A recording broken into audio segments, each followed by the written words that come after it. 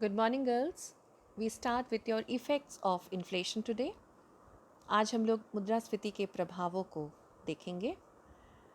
किसी भी अर्थव्यवस्था में मुद्रास्फीति बहुत अलोकप्रिय घटना मानी जाती है और इसे एक राष्ट्र या अर्थव्यवस्था का सबसे बड़ा शत्रु या सबसे बड़ा रोग कहा जाता है। भारत जैसे बहुत सारे अर्थव्यवस्थाएं इससे चिरकालीन रूप से भी ग्रसित रहती हैं और इसे काफ़ी विवादों के बाद इस नतीजे पे पहुंचा गया है कि मुद्रास्फीति एक अर्थव्यवस्था की जो रीढ़ की हड्डी होती है या जो इंफ्रास्ट्रक्चर होती है उसको नष्ट करने या उसको ख़त्म कर देने की ताकत रखती है और इसीलिए इसे काफ़ी अलोकप्रिय माना गया है। मुद्रा की ऊंची दर गरीबों के जीवन को अत्यधिक दयनीय बना देती है, इसीलिए इसे निर्धन विरोधी भी कहा जाता है। ये आय तथा संपत्ति का पुनर्वितरण कुछ व्यक्तियों में इस कदर करती है कि एक के पक्ष में ये लाभदायक हो जाती है और दूसरे को अत्यधिक हानि पहुंचाती है, अर्थात धनी लोगों को और धनी बना देती है और निर्धनों को और निर्धन, जिसके फलस्वरूप सामाजिक न्याय के विरुद्ध ये काम करती है। इसके अतिरिक्त मुद्रास्फीति राष्ट्रीय उत्पादन, रोजगार और बचतों को कम करती है। विशेष रूप में विकासशील देशों में दीर्घकालीन आर्थिक विकास को ये बाधित करती है।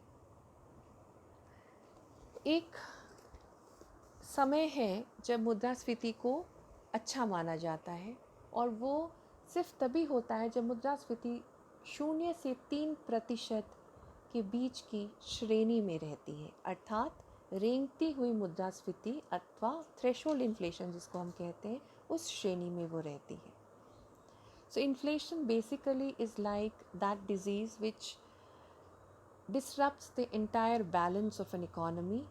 The health of an economy is demolished or is destroyed, and the economy cannot grow neither healthily nor positively when inflation persists.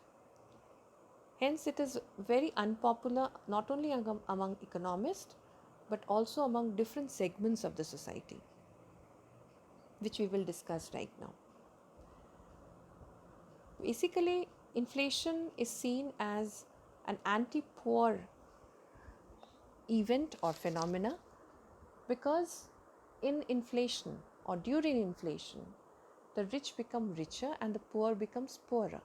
This is because the entire concentration of wealth and income comes to the side of those who are less affected, and the purchasing power of the poor dwindles further, making them poorer.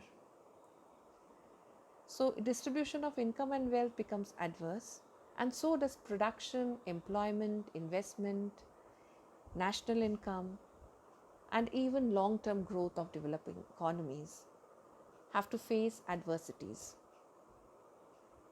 Taking them or taking the impact on different segments of economy one by one, let us discuss it. आइए एक एक करके मुद्रास्फीति के प्रभावों को देखते हैं।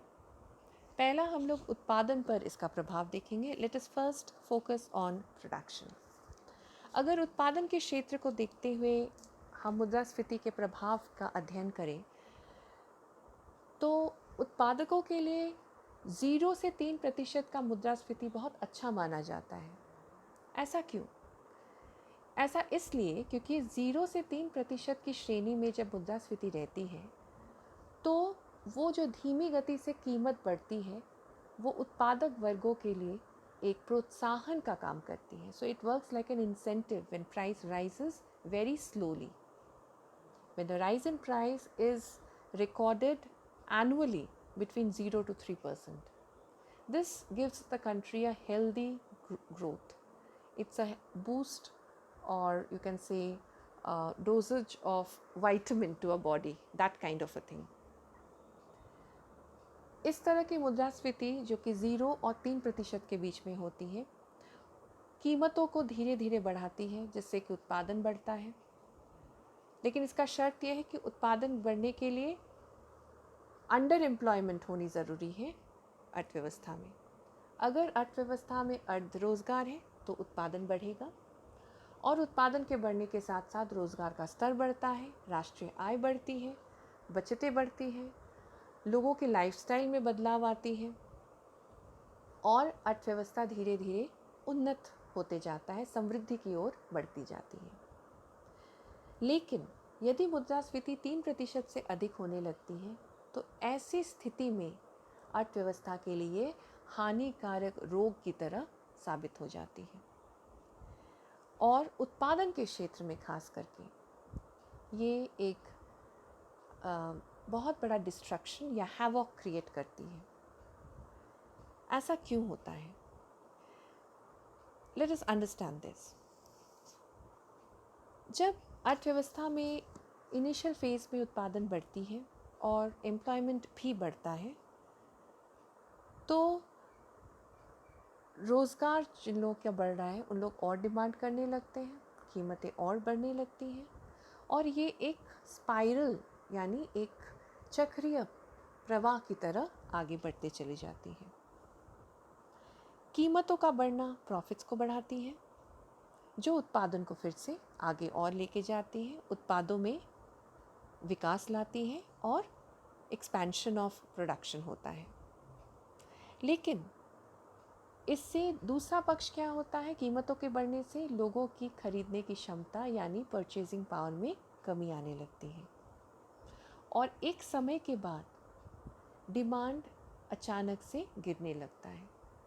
जब बाज़ार में वस्तुओं की मांग गिरने लगती है तो उत्पादक अपना उत्पादन कम करने लगता है, गोदाम में स्टॉक का वृद्धि होने लगती है। There is increase in the stock piling, stock में वृद्धि होती है, प्रोडक्शन में कमी आती है, तो रोज़गार का स्तर भी गिरने लगता है, काफ़ी लोग बेरोज़गार होने लगते हैं, और इसके साथ साथ राष्ट्रीय आय में भी कमी आने लगती है।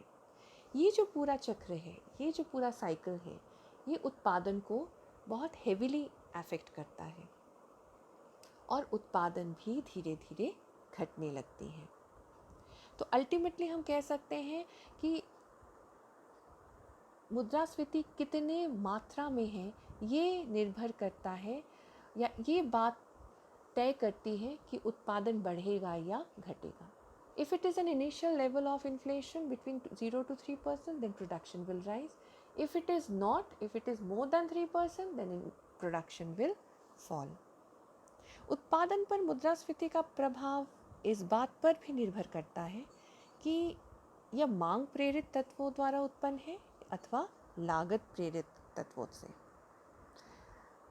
अगर ये मांग प्रेरित है तो प्रोडक्शन बढ़ सकता है, लेकिन अगर ये लागत प्रेरित मुद्रास्फीति है तो प्रोडक्शन घटेगा। ठीक है। इसके अतिरिक्त मुद्रास्फीति का उत्पादन पर प्रभाव इस बात पर भी निर्भर करेगा कि ये साधारण है या बहुत तेज़ की गति से हो रही है, यानी 0 to 3 है या 3 से अधिक है या 10 से अधिक है, कितनी तेज़ी से ये मुद्रास्फीति बढ़ रही है। अगर ये साधारण मुद्रास्फीति है तो धीमे गति से उत्पादन बढ़ाई जा सकती है। अगर मुद्रास्फीति की गति तेज़ है, 3 से अधिक है, 4, 5, 6, 10 या 10 से अधिक है, तो ये डिमांड को क्रैश करती है, यानी डिमांड पे बहुत जल्दी से द्रुत गति से गिरावट आती है, कमी आती है, और प्रोडक्शन में भी कमी आएगी, क्योंकि ओवर प्रोडक्शन की संभावनाएं तुरंत होने लगती हैं, जिससे गोदाम में काफ़ी सारा जो स्टॉक होता है वो पाइलअप होने लगता है, वो जमा होने लगता है, बिकता नहीं है, तो उत्पादक अपनी उत्पादन को बहुत तेज़ी से गिराने लगते हैं।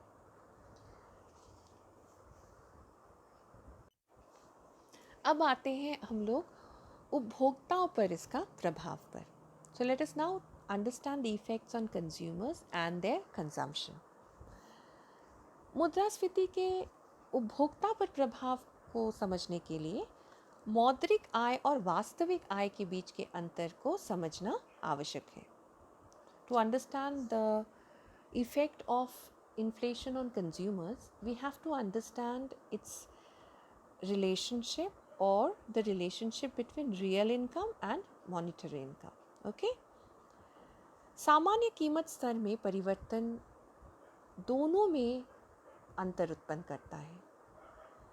When there is a change in the general price level, it brings changes in real income and in money income. मौद्रिक आय या नॉमिनल इनकम जिसको हम कहते हैं, उसका अर्थ है कि जो प्राप्त मजदूरी होता है या प्राप्त आय होती है मजदूरी से, ब्याज से, लगान इत्यादि से.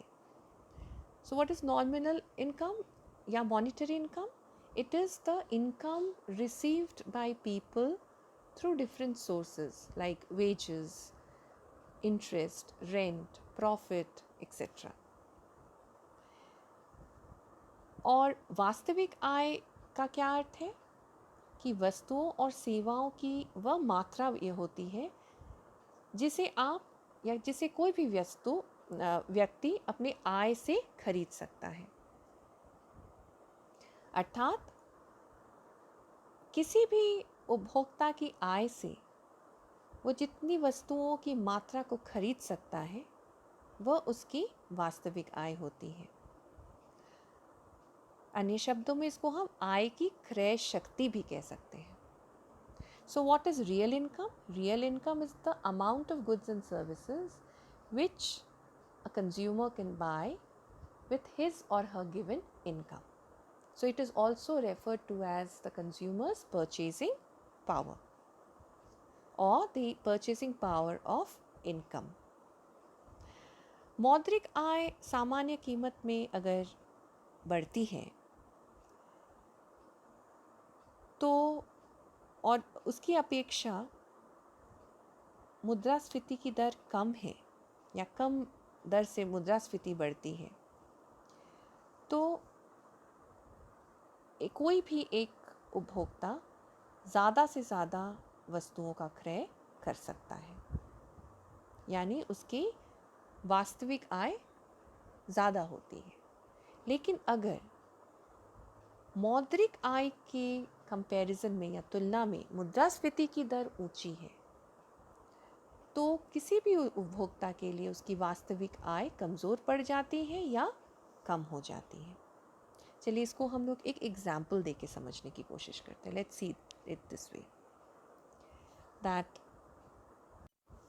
मान लेते हैं कि किसी एक मज़दूर या किसी एक व्यक्ति की इनकम 5000 है, ठीक है, और उसे हर दिन के खाने के लिए 200 रुपये की आवश्यकता है 4 टाइम खाने के लिए.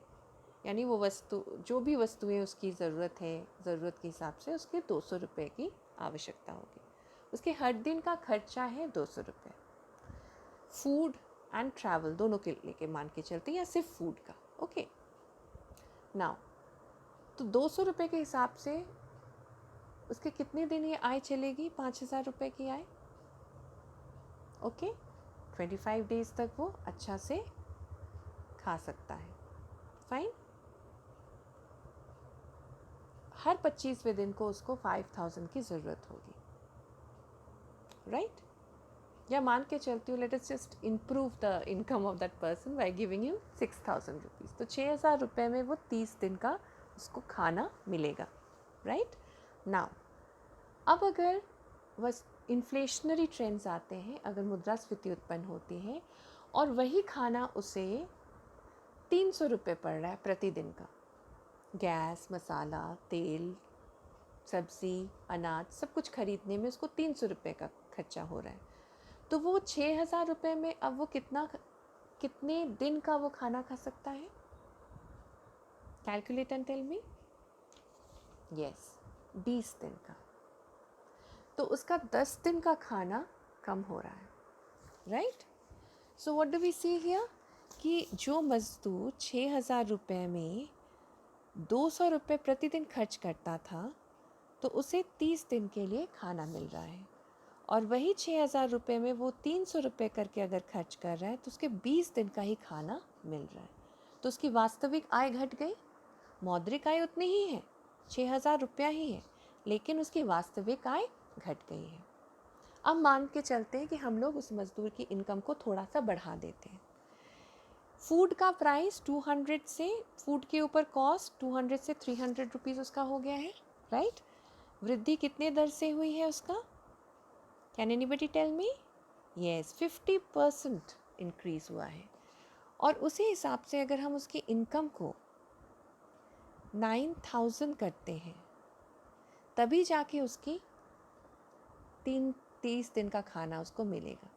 लेकिन अगर उसका इनकम मान लीजिए सिर्फ 1,500 रुपया बढ़ा है, यानी 6,000 से उसका 7,500 रुपया इनकम बढ़ा है, तो 7,500 में अगर उसको 300 रुपये प्रतिदिन का खर्च करना पड़े तो फिर वो कितने दिन के लिए उसका इनकम सही हो रहा है खाने के लिए? 25 दिन का उसका खाना मिल रहा है। यानी उसको पूरे महीने का खाना अभी तक नहीं मिल रहा है, जबकि उसका इनकम बढ़ा है। और इनकम कितना बढ़ा है? 1,500 रुपये। 1,500 रुपये कितना होता है उसके इनकम का? कैन एनीबडी टेल मी? 1,500 रुपये होगा उसका इनकम, 25% बढ़ा है। ओके, जहाँ की फूड जो प्राइस है वो 50% इंक्रीज दिखा रहा है। तो फूड प्राइस यानी कीमतों में वृद्धि 50% है, इनकम में, आय में 25% वृद्धि। अगर मौद्रिक आय कीमतों में वृद्धि से कम में बढ़े तो रियल इनकम घटने लगेगा। समझ में आया सबको? Okay, so what happens to the consumer then? Consumer की जो परचेजिंग पावर है, क्रय शक्ति है, वो घटने लगती है, क्योंकि उसकी वास्तविक जो आय है वो घटने लगती है। प्राइस लेवल में वृद्धि होती है तो वास्तविक आय घटने लगती है। इसको हम लोग एक इक्वेशन से समझ सकते हैं कि रियल इनकम, वास्तविक आय is equal to monetary income divided by price level, यानी वास्तविक आय इज इक्वल टू मौद्रिक आय डिवाइडेड बाय कीमत स्तर। ठीक है, तो कीमत स्तर बढ़ेगी, वास्तविक आय घटेगी। इस तरह का एक रेशियो रहता है या रिलेशनशिप रहती है। अब आते हैं अलग अलग आय के वर्गों पर। जो स्थिर आय वर्ग होते हैं, फिक्स्ड इनकम ग्रुप, जिनकी इनकम में रोज़ रोज़ या सालाना ज़्यादा परिवर्तन नहीं होता है, जैसे कि salaried people, pensioners, wage earners, जिनको fixed amount of money at the end of the month या हर वीक या हर 2 वीक में एक बार, whatever, bimonthly, weekly, daily, जो भी वेज अर्नर्स हैं उनको ये फिक्स्ड अमाउंट ऑफ मनी मिलता है एज देयर इनकम। ऐसे लोगों के लिए उनकी आय में यानी मौद्रिक आय में कोई वृद्धि नहीं होती है, लेकिन वास्तविक आय उनकी मुद्रास्फीति के साथ साथ गिरने लगती है, तो उनका उपभोग की मात्रा भी गिरेगा। लेकिन जो बिजनेस क्लास होते हैं, फर्म्स होते हैं, प्रोडक्शन का जो सेक्टर होता है, प्रोड्यूसर वर्ग यानी उत्पादक वर्ग है, प्रोड्यूसर क्लास या बिजनेस क्लास को इससे ज़्यादा हानि नहीं होती है, क्योंकि वो अपने प्रॉफिट्स को स्थिर रख पाते हैं। कीमतों के बढ़ने के साथ साथ, जैसे हमने कॉस्ट पुश इन्फ्लेशन में पढ़ा था, प्रॉफिट इंड्यूस्ड इन्फ्लेशन पढ़ा था, याद होगा आपको, तो कीमतों के बढ़ने के साथ साथ वो अपनी प्रॉफिट्स को मेंटेन करते हुए चले जाते हैं। प्रॉफिट में ज़्यादा कमी नहीं आता है, तो उनकी आय में भी ज़्यादा कमी नहीं आती है। और जब इन्फ्लेशन के दौरान कीमतों में वृद्धि होती है, उनकी क्रय शक्ति बहुत ज़्यादा नहीं घटती है, तो इनका कंजम्पशन पावर भी बहुत कम नहीं होता है। तो अगर हम उपभोग को देखते हैं तो स्थिर आय वर्ग के लोगों की उपभोग गिरने लगती है, जहाँ के उत्पादक वर्गों की उपभोग में ज़्यादा कटौती नहीं आती है।